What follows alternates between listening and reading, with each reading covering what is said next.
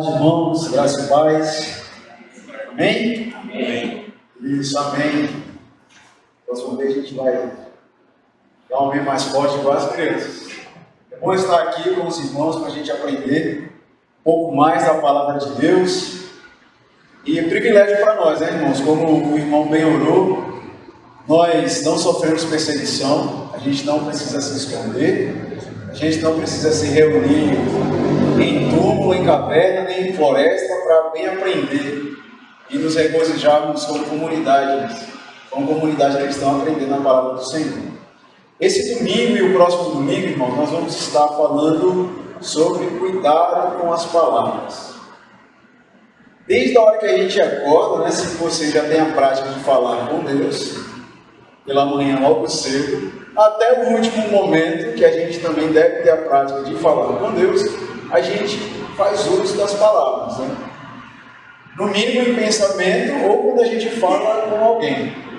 Então, já que a gente usa tantas palavras, é bom que nós, como cristãos, saibamos como usar bem as palavras. Então,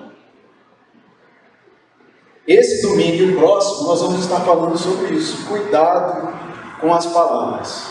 E vamos ver que quando a gente cuida das palavras, na verdade a gente está cuidando do coração.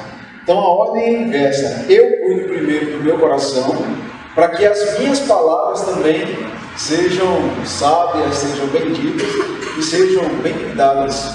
Então vamos ver que tudo o que sai da nossa boca, na verdade, corrobora o que a palavra de Deus diz, é fruto do que já está aqui, em nosso coração. Então vamos ver que quando a gente cuida do nosso coração, estamos cuidando das palavras que saem dele. É o poder transformador do nosso Senhor Jesus. Quando a gente lida com a questão de educação e educação escolar, a gente tem que entender que uma escola, eu acredito, irmão, que toda escola deveria ter uma igreja. Não, que toda igreja deveria ter uma escola. Agora está na ordem certa. Por quê? Porque o pecado, quando ele entrou no mundo, ele devastou tudo. Inclusive as palavras que a gente usa. Então, nós deveríamos ensinar, quando a criança ela começa a aprender, a fazer um bom uso das palavras. E para fazer isso, só alguém perfeito é que pode nos ensinar. O Senhor Deus por meio das Escrituras. Já que, como por enquanto a gente não tem uma escola para ensinar isso a todas as crianças, a gente ensina aqui, na nossa EBD.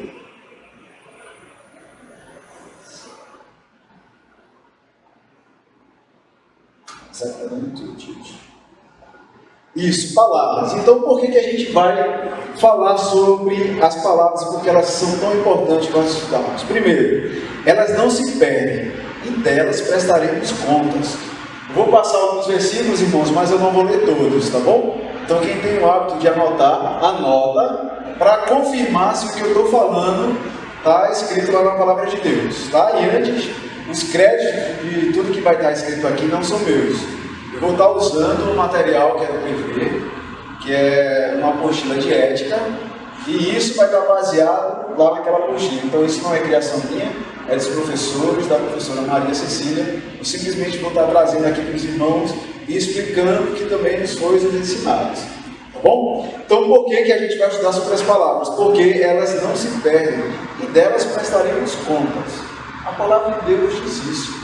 Então, já imaginou que nós vamos chegar diante do nosso Deus, todos nós, diante da pessoa do nosso Senhor Jesus, e vamos ter que prestar contas e justificar Ele, cada palavra que saiu da nossa boca,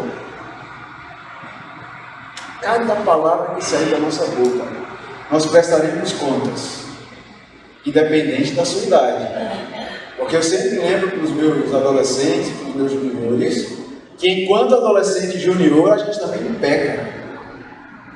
E a partir do momento que a gente tem a consciência do que o nosso Deus quer, a gente tem que lutar contra isso e nos aprimorar. Então nós vamos estudar esse e o próximo domingo, cuidado com as palavras, porque nós prestaremos contas diante do nosso Deus daquilo que nós falamos, e depois que uma vez dizemos as palavras, elas não voltam. Já tem um ditado que diz que nós somos escravos do que dizemos e senhores do que escutamos. Então, por isso é bom a gente medir cada palavra que sai da nossa boca. Vamos estudar sobre as palavras porque elas evidenciam a maturidade cristã. A maturidade cristã, irmãos, não é medido por quanto tempo você tem à igreja. Talvez tenha crente de 30 anos, de 20 anos que vem à igreja, que ainda não aplica os princípios bíblicos de Deus na sua vida, mas talvez tenha um recém-convertido de 2 ou 3 anos, que teme tanto ao Senhor, que procura se policiar em cada ordem, em cada mandamento que o Senhor diz. Isso implica o bom uso das palavras.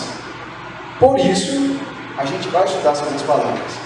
Porque cada vez que a gente aprimora o que diz, que a gente controla o que diz, independente das circunstâncias, é sinal de que eu sou um crente maduro. Ou seja, evidencia o fruto do Espírito Santo.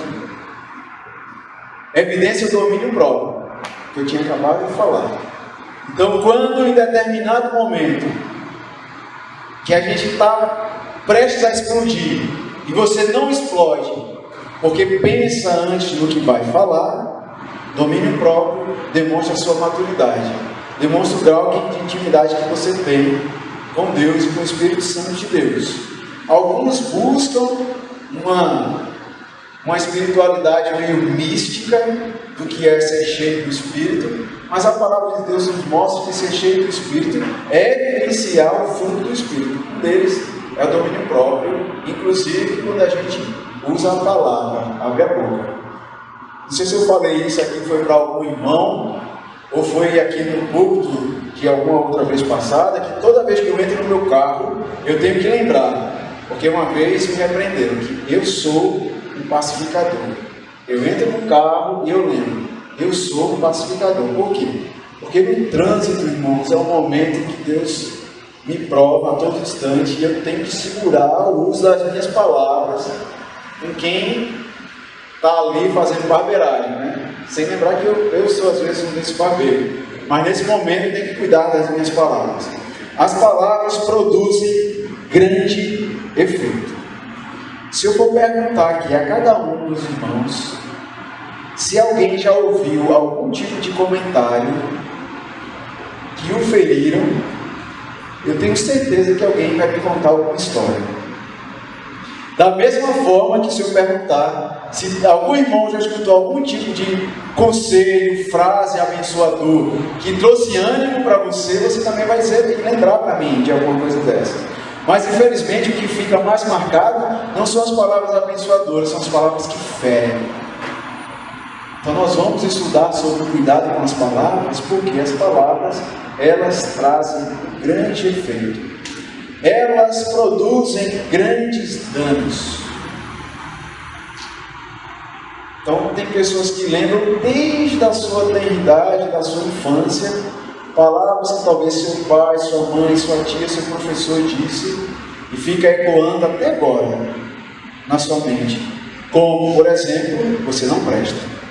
Você não presta. A única coisa que vem é você não presta. Você não vai conseguir. Elas produzem grandes danos. Irmãos, lá no seminário, se teve um momento, vários momentos da minha vida que Deus tratou comigo, principalmente nos 2 primeiros anos, que o meu coração era muito duro e orgulhoso. E eu não tinha papas na língua, eu não era sábio, não falava. E tinha um amigo nosso, eu vou dizer aqui porque eu acho que só azar conhece, o Ariel.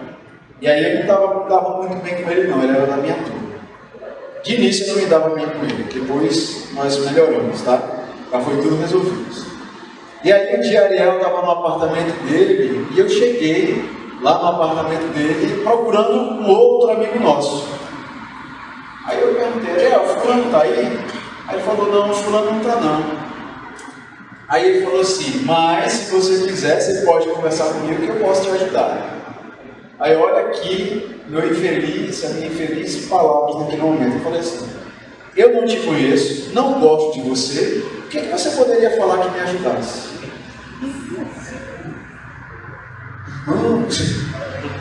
Imagina o que eu causei coração do Ariel. Ele era bem mais novo que ele. Ele é, né? Bem mais novo que ele. Poderia ter sido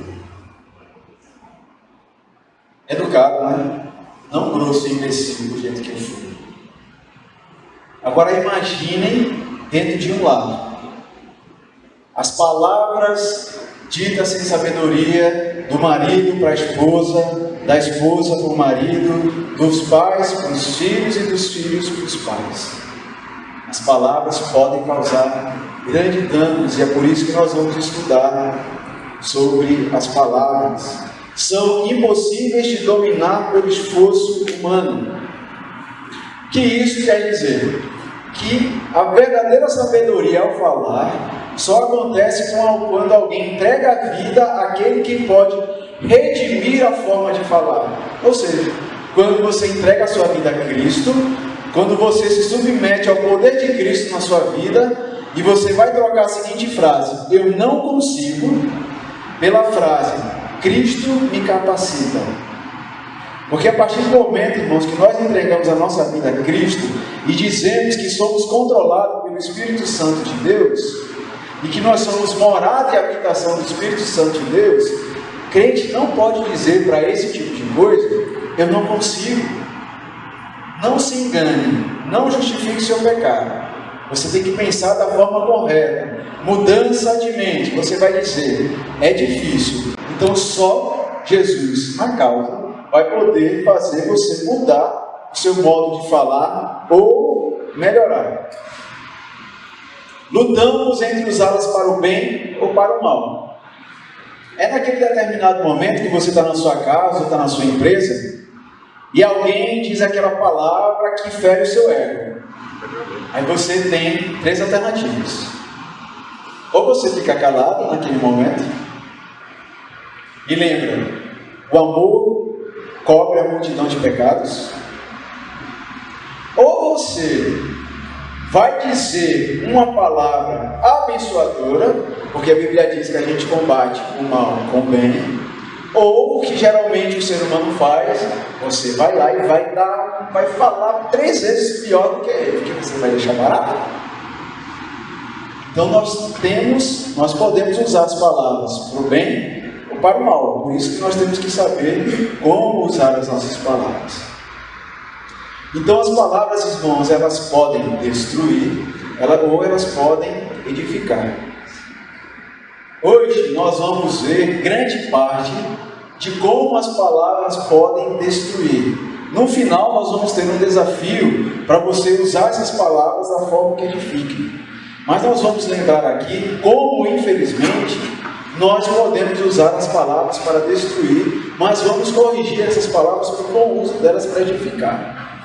Primeiro, lembrar novamente, e agora vou falar um pouco mais a fundo, que o problema é o coração. Não quero, irmãos, colocar a culpa na circunstância. Não quero colocar a culpa na sua idade. O problema do que você diz é culpa sua, inteiramente sua. Não é culpa do trânsito, não é porque o seu chefe é ignorante, não é porque a sua esposa é desesperada e nem porque o seu marido é tosco. As circunstâncias, elas não podem definir como nós agimos, ou quais as palavras que a gente fala. Por quê? Porque a gente vai ver que é um problema do controle do coração. Quem está no centro do coração? Quem está governando? Quem está emanando as ordens? O que me faz pensar antes de falar ou escolher o que eu vou falar? Então olha só como a Bíblia aponta que as palavras são um problema do coração. Porque lá em Mateus 15:18, o Senhor diz: mas as palavras vêm do coração, e isso é que os contamina.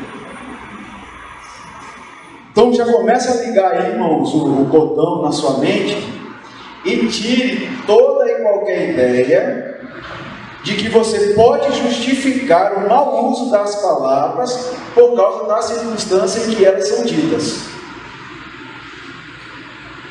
Você pode até tentar explicar, mas não justifica.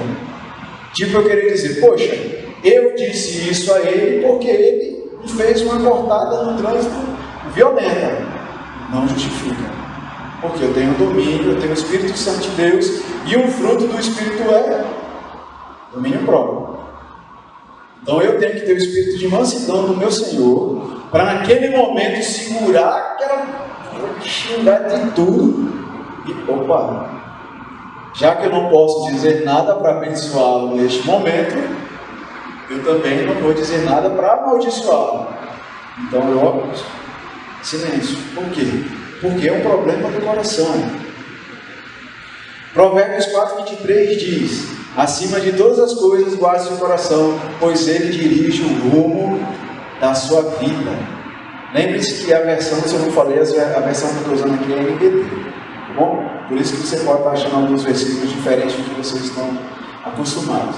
Já que o controle das palavras é um problema do coração, a palavra do Senhor diz que eu tenho que guardar o meu coração, porque ele dirige o rumo da minha vida. Quantas e quantas histórias também eu posso perguntar aqui de que teve um rumo ruim que poderia ter sido evitado se outras palavras tivessem sido ditas, a não ser aquelas palavras de ira, ironia, deboche ou até de incentivo à maldade naquele momento. Por quê? Porque é um problema do coração.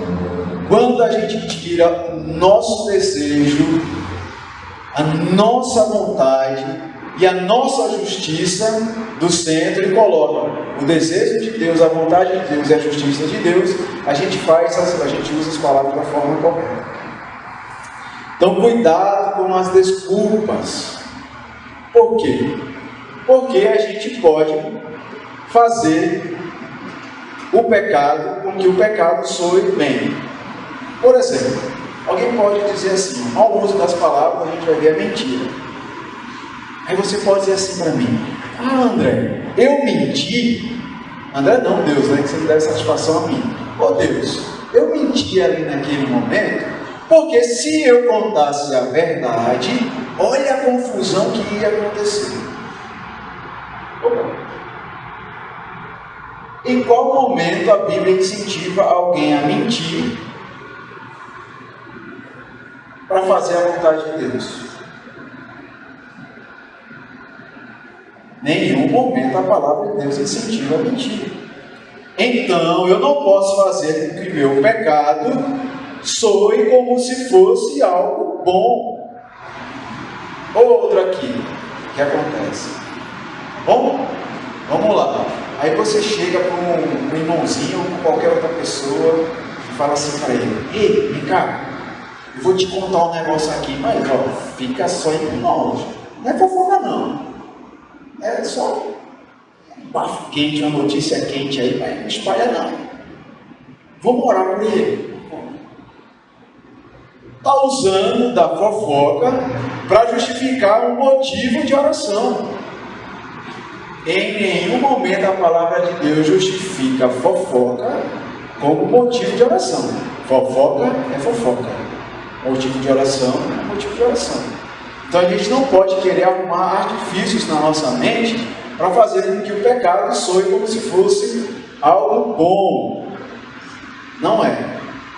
Pecado é pecado, porque agrada a Deus. Agrada a Deus. Por isso, vamos ver palavras que destroem. Os sábios entesouram o conhecimento, mas a boca do nécio é uma ruína iminente. Então vamos ver aqui o nécio fazendo uso de algumas palavras. Então, palavras maliciosas. Fofoqueiro. Primeiro exemplo que eu disse lá. Olha lá o fofoqueiro. Vou contar só para que você olhe a respeito. Vamos estreitar a nossa amizade compartilhando. Geralmente é uma das formas que se inicia uma fofoca. Crente não fofoca, compartilha motivo de oração, vai contar ali uma notícia para fazer ponte, para puxar a conversa. Não é isso. Então o que é fofoca? Tem que mirar e ficar pertinho que eu consigo. Fofocar é manter uma conversa disputada, um leve trás que prejudica a integridade e a reputação de outra pessoa. Então, o objetivo da fofoca prejudica a integridade e a reputação de outra pessoa. Então, o geral, se o que você vai falar e vai passar adiante ainda não é uma notícia conhecida, e o que você vai falar vai só trazer prejuízo e vai falar mal daquela pessoa, o nome disso é fofoca. Não tem outra coisa. Então, como é que a palavra de Deus aponta isso e fala sobre a fofoca? Primeiro, ela pode ser fruto de um viver ocioso. Ou seja, aquela mente vazia, primeiro, melhor, não existe mente vazia, existe mente que está mal ocupada. Ou ela está ocupando, ou ela está bem ocupada servindo a Deus, ou ela está mal ocupada servindo, ou servindo ao capiroto, ou sem fazer nada. O que é que Deus fala sobre a preguiça? Vai ter com a formiga ou preguiçoso. Então, se você está trabalhando, está executar o seu trabalho diário, meu irmão, seu ganha-pão, também é trabalhar para o Senhor, viu? Porque é a ordem do Senhor que a gente viva do fruto do nosso ócio, do nosso trabalho. Se você ocupa a sua mente fazendo o seu trabalhinho, se você ocupa a sua mente fazendo a obra do Senhor, você não tem tempo para estar falando dos outros.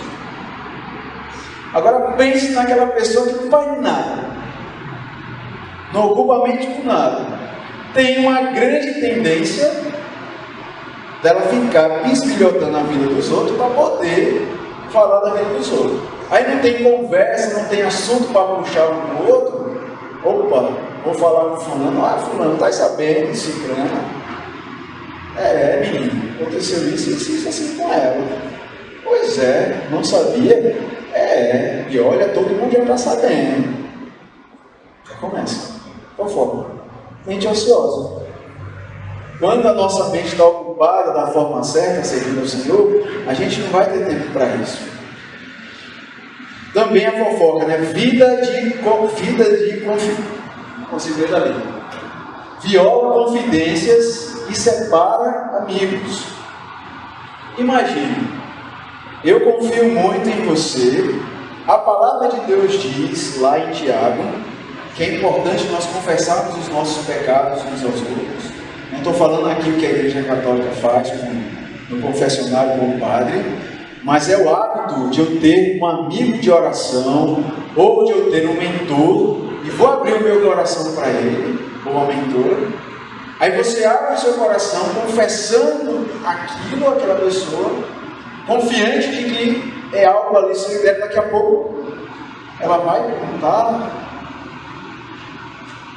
o que aconteceu, que você confessou a ela. E provavelmente aquilo vai quebrar a confiança e vai separar a amizade. Viola diretamente a lei de Deus. Olha só o que a palavra de Deus diz lá em Levítico 16:19.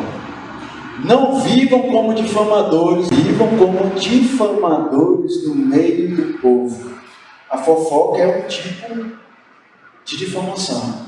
Ou você usa a difamação fofocando. A palavra de Deus, o Senhor Deus, ela tem uma ordem direta contra isso. E toda vez que a gente fofoca, a gente viola aquilo lá. Os irmãos vão ver que com esses pecados, irmãos, que a gente vai combater no uso das palavras, é bom que nós, como igreja, voltemos os nossos olhos para a gente tentar ser integralmente obedientes à palavra de Deus.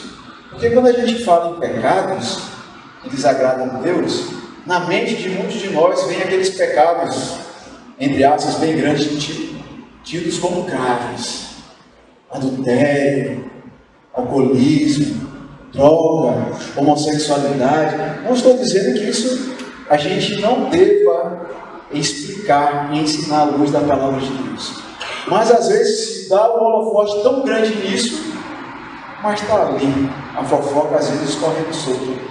E a palavra do Senhor Deus manda a gente lutar diretamente contra isso. contra a fofoca. Por isso temos que ter o hábito de dominar as palavras que a gente diz. É porta aberta para outros pecados da língua. Então, quando a gente fofoca, a gente tem a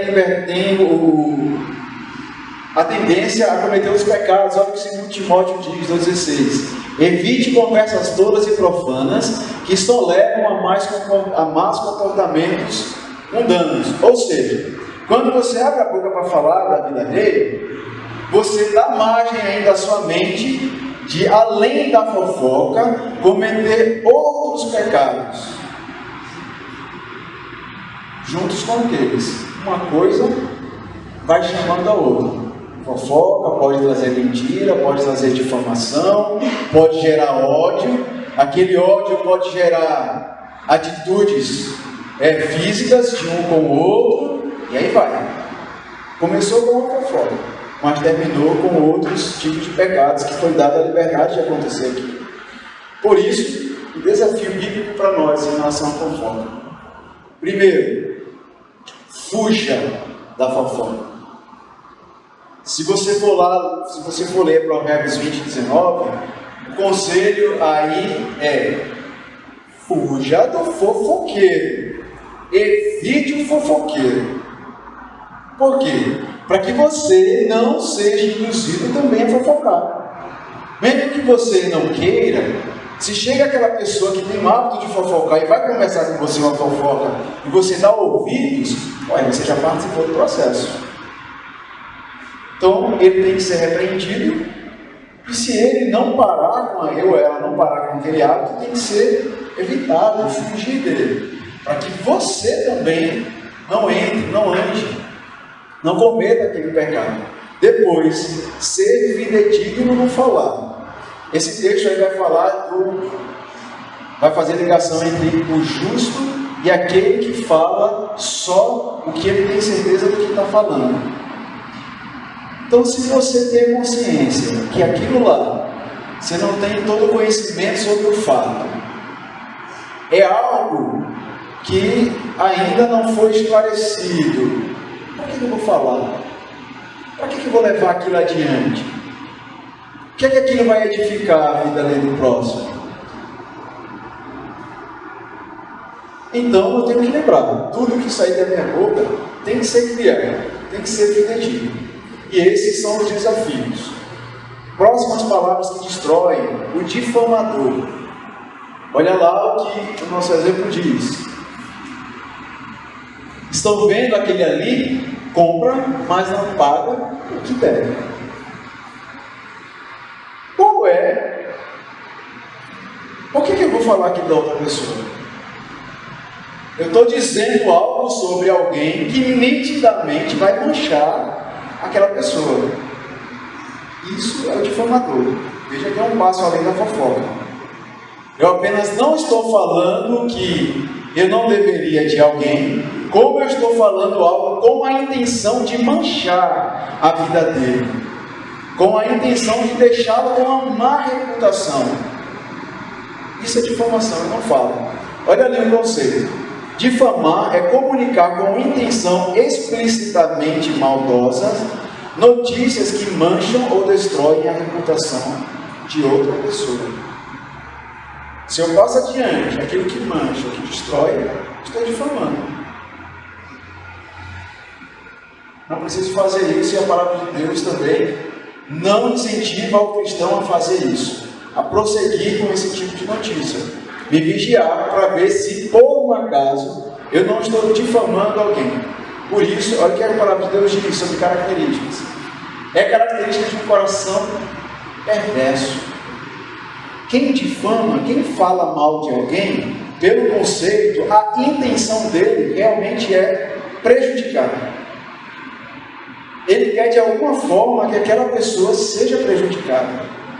E isso não pode vir de um coração bonzinho, né? É de um coração maldoso. Olha o que o texto diz. Quando vê ladrões, aprova o que fazem e passa o seu tempo como adúlteros. Sua boca está cheia de maldade e sua língua repleta de mentiras. Vive a caluniar seu irmão, filho de sua própria mãe. Sua boca está cheia de maldades. Essa é uma pessoa que tem prazer em ser má. Parece um tipo de novela, né? De novela mexicana. O que é que eu vou fazer hoje para prejudicar a vida de fulano? Vou falar que ele não presta. Vou sair anunciando por aí. A palavra de Deus diz também que o difamador, as palavras difamadoras desqualificam-nos para a comunhão com Deus. Essa pessoa que difama, ela é desqualificada para a comunhão com Deus. Olha só o que é que o Salmo diz: Senhor, quem pode ter acesso ao teu santuário? Quem pode permanecer em teu santo monte? Quem leva uma vida íntegra e pratica a justiça. Quem de coração fala a verdade. Quem não difama os outros, não prejudica o próximo, nem fala mal dos amigos. A palavra de Deus, irmãos, faz sério alertas sobre orações que não são atendidas. Vou dar um exemplo bem típico que está lá. Pedro falando que quando um homem não cumpre os deveres cotidianos do lar em relação à sua esposa, as orações dele são interrompidas. E na oração do Pai Nosso, a gente pode lembrar que o Senhor nos ensina que a gente deve perdoar para ser perdoado. Então, por analogia, quando nós estamos usando a nossa boca para difamar os outros, a nossa comunhão com Deus está sendo interrompida. É algo grave, é algo sério. Muito sério. Porque eu estou me distanciando do meu Deus a partir do momento que eu continuo ou faço uso ruim da minha língua, das minhas palavras, da minha boca. E o difamador, infelizmente, vai ter essa característica de perder a sua comunhão com o Senhor. Destrói a amizade. Lógico, é uma outra consequência, né? Eu vou querer andar com uma pessoa que vive falando mal de mim. É característica de um coração insensato. O oposto do sábio. O sábio só vai levar aquilo para frente que te beneficie, que fale bem de você. O insensato vai fazer o oposto. Desafio bíblico, então, para que a gente não incorra nesse pecado. Primeiro, comunicar algo positivo. Então é um crivo para nós todos, cristãos principalmente. Antes de você levar uma notícia adiante, uma notícia ou falar de alguém, a gente tem que pensar no seguinte: peraí, o que eu vou falar é de positivo? Eu vou estar falando algo que beneficie? Eu vou estar falando algo que seja edificante sobre a vida daquela pessoa ou para aquela pessoa? Se isso é edificante, se é positivo, se vai trazer benefícios, pode passar adiante aquilo lá. Mas se não for, para. Você pode estar correndo o risco de estar difamando alguém. Então tenha certeza que você vai estar edificando e pode passar adiante aquela notícia. Tratar as diferenças diretamente com o ofensor. Se você acha que aquela pessoa, do exemplo que eu coloquei lá, ela compra, mas não paga, se é um crente que está em pecado, por dar calote, você não vai resolver o problema dele passando aquilo lá adiante. Como é que você vai resolver o problema? Se Deus deu a oportunidade, você está fazendo bem daquilo. Vá lá e pessoalmente resolva a situação com aquele irmão, que é confrontação direta. Mas não fique querendo difamar e passar aquela notícia adiante que não vai resolver. Vai resolver? Você sair espalhar para todo mundo, para todo bairro, que ele compra, mas não paga? Vai resolver o quê? O problema? Não vai. Então a gente não faz. Isso é errado. Palavras de falsidade. O enganador. Olha lá. Da próxima vez eu vou testar melhor as letras aqui, tá, irmãos? Para vocês lerem melhor, que eu não sei se vocês estão conseguindo enxergar direito.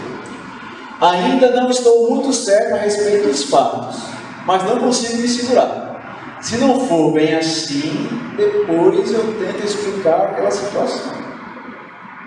Ou você tem certeza do que vai falar e fala a verdade. Se você não tem certeza, meia verdade é uma mentira completa, você vai estar enganando. Então não engane ninguém, se você não tem certeza. Então olha só, o enganador. Enganar é espalhar uma má notícia sem fundamento concreto, baseadas em conclusões falsas ou precipitadas. Baseadas em conclusões falsas ou precipitadas. Aí eu vou citar um exemplo. Vamos supor que algum irmão me veja, eu vou encontrar loja tal. Então, meu olhar assim de túnel, parece aquele cavalo no cabrejo, eu só vou olhar para as lojas e eu vou querer olhar para as placas da loja para ver se eu identifico o que eu quero. Existe uma enorme possibilidade de você passar do meu lado e eu não te cumprimentar. Mas pode ter certeza que não é porque eu estou com raiva de você. É porque eu, infelizmente, ainda sou assim. Eu boto aquilo na cabeça e tá, assim. Assim, nem. Aí alguém me vê. Fala assim, eita, olha aí, ó. Que grosso. Eu acho que eu fiz alguma coisa para ele. Ele nem falou comigo. Engano. A pessoa me viu, eu não falei com ele, e sem vir esclarecer a situação comigo, ela tirou uma conclusão precipitada, baseadas em conclusões falsas. Ele só tem um fato aí nessa história. André passou por mim e não falou comigo. Ponto. Este é o fato. O que é que eu não posso ficar? Adivinhar. Eu não posso adivinhar. Ficar lá sentado. Por que será que ele não falou comigo? O que será que eu fiz para ele? O que será que ele viu? Ou o que será que ele sei? Não, eu trabalho com fatos. Se aquilo está mexendo tanto comigo, o que é que eu vou fazer? Vou lá e vou perguntar para o André. André, você me viu aquele dia em tal lugar? Por que você não cumprimentou? Aconteceu alguma coisa? Eu fiz alguma coisa aqui? Aí você esclarece a situação. Senão, você vai estar baseado no engano e vai estar passando uma informação enganosa para frente. Olha o que a palavra de Deus diz. Enganar é próprio do perverso. Então, não passe adiante algo que você não tem certeza, baseado em falsas conclusões, e nem se precipite. Espere um pouquinho para levar aquilo lá adiante. Não testemunhe contra o próximo sem motivo. Não minta a respeito dele. Resolva a primeira situação para depois passar aquilo adiante. Então, o desafio bíblico: resistir à tentação de tirar conclusões e compartilhá-las antes de ter as informações suficientes. Se você não fechou todas as brechas daquela situação, não passe adiante. Porque se você não tem certeza, é porque ainda há um engano. Se há um engano, vamos esclarecer a primeira situação aqui, tá bom? Faça bom uso das palavras. Mentiroso. Essa mentira branca vai evitar problemas com ele e não terei que enfrentar a fé. Talvez algum filho tenha feito alguma coisa de errada com o pai, e aí o pai vai perguntar para ele, te dar satisfação: olha, fulaninho, foi você quem fez isso? Aí o filho sabe. Se ele contar a verdade, o pai vai chamar a atenção. Mas se ele contar uma mentirinha de nada, ele não vai sofrer o prejuízo. Que a mente começa ali a pensar para usar a mentira. Não faça isso. Isso é mentira. A palavra de Deus diz, ou melhor, o conceito sobre mentir é comunicar algo que se sabe ser contrário à verdade. é abominável aos olhos de Deus. Olha o que a palavra de Deus diz. Provérbios 6, 16, 19. Há 6 coisas que o Senhor odeia, ou melhor, 7 coisas que Ele considera detestáveis: olhos arrogantes, língua mentirosa, mãos que matam o inocente, coração que trama maldade, pés que se apressam a fazer o mal, testemunha falsa que diz mentiras, e aquele que semeia desentendimento entre irmãos. Eu fui numa determinada igreja, irmãos, que eu vi, irmãos, irmãos serem disciplinados por coisas que você não encontra um texto na Bíblia dizendo assim: olha, fazer isto é pecado. Mas chegaram a uma conclusão que aquilo era pecaminoso. Mas eu nunca vi um irmão ou uma irmã sendo disciplinado por causa da língua mentirosa. Os nossos valores, irmãos, o nosso zelo pelas Escrituras tem que ser pelo que está nítido e claro ali nas Escrituras. E a mentira ela tem que ser combatida desde o que a gente comenta entre nós, desde o que o mundo leva e se espalha. E que nós às vezes ainda concordamos com o que o mundo está dizendo, uma mentira. Mas aí alguns crentes despreparados ainda asseveram aquela mentira ali. E o Senhor Deus abomina a mentira. Ele abomina a mentira.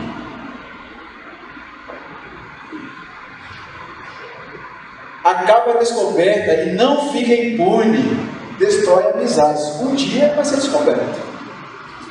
É o principal método de operação de Satanás.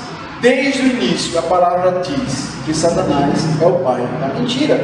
Então, o método dele, a partir do momento que ele chegou e foi lá conversar com Eva, ele disseminou mentira. E deixou, ela deixou e depois ele, com que aquela mentira tomasse o coração dele ali. E ela tomou uma decisão baseada na mentira. Por isso que tem que ter cuidado com a língua. Então, qual é o desafio a respeito da mentira? Falar a verdade. E eu botei aqui bem grande, tá? Em amor. Por que eu botei aqui bem grande em amor? Falar a verdade em amor. Porque tem alguns de nós, irmãos, seres humanos e crentes também, que vai dizer assim: ah, eu sou assim mesmo, não tenho papo na língua. Eu chego e vou falando, porque é a verdade. Não existe o seu jeito de dizer a verdade, não existe o meu jeito de dizer a verdade. Só existe um jeito de dizer a verdade, é o jeito de Jesus. E o jeito de Jesus é: fale a verdade em amor. É assim que o Senhor Jesus faz e fez. Ele fala em amor. E é assim que eu devo fazer também com as outras pessoas. Não passe a mão na cabeça, mas fale em amor. Outro desafio: não permitir que a mentira faça parte do seu viver. Aqui, Efésios 4, 25, irmãos vão ver uma questão da mudança de mente. E a mudança de mente ali é que se você falava mentira, agora pare de mentir e fale a verdade. É isso que deve acontecer. Último, o manipulador. Olha só. Aí, cara, estão falando por aí que tua mãe é mó galinha. Veja só. Uma chargezinha, um memezinho, é um pintinho, a mãe dele é galinha. Mas por que? A gente sabe que tem um duplo sentido. Mas essa pessoa aqui, esse bichinho, está dizendo isso para manipular um desejo nele de se vingar. Às vezes a gente usa a palavra para manipular as pessoas e fazer com que as pessoas façam o que eu quero. Eu não devo usar as palavras para com que as pessoas façam o que eu quero.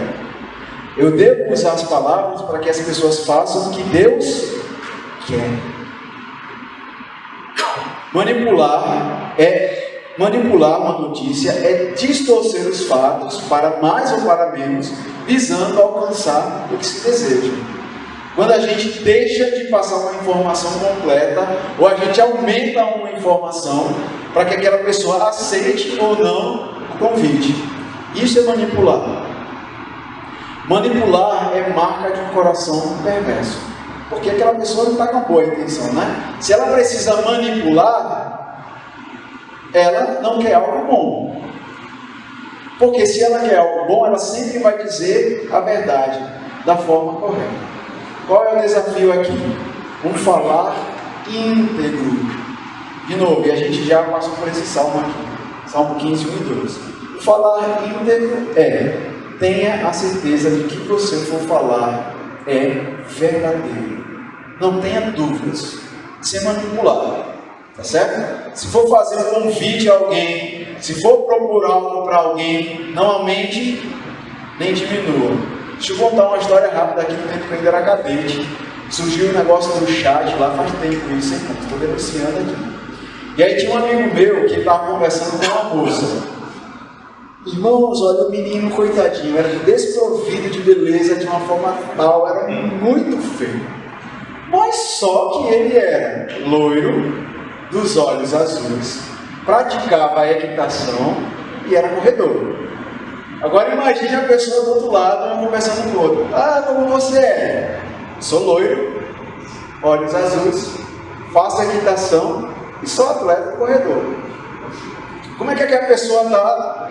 Ele não passou a informação inteira, né? Ele devia ter tirado uma fotinha dele e mandado. Ele contou parte da história. Para a moça se impressionar e encher os olhos dela com aquelas características que só ele queria que ela soubesse e passar a situação ali adiante. Meus irmãos, meu último minuto, as palavras ferem, as palavras machucam e as palavras nos fazem pecar contra o Senhor. Eu coloquei a imagem ali de uma criança de propósito, porque eu lido com criança, porque pais, o que vocês falam, elas ouvem e elas sabem. Inclusive quando é papai falando com mamãe, quando é mamãe falando com papai, e quando é papai e mamãe falando com ele. As palavras machucam, as palavras destroem, mas elas podem edificar se for para a glória de Deus. Peça e faça a oração do Salmo 141:3. E fale para o Senhor: Senhor, o controle, assume o controle do que eu digo, Senhor. E por sua vida, se você deixar de trabalhar, seu modo de falar vai ser mudado. Amém?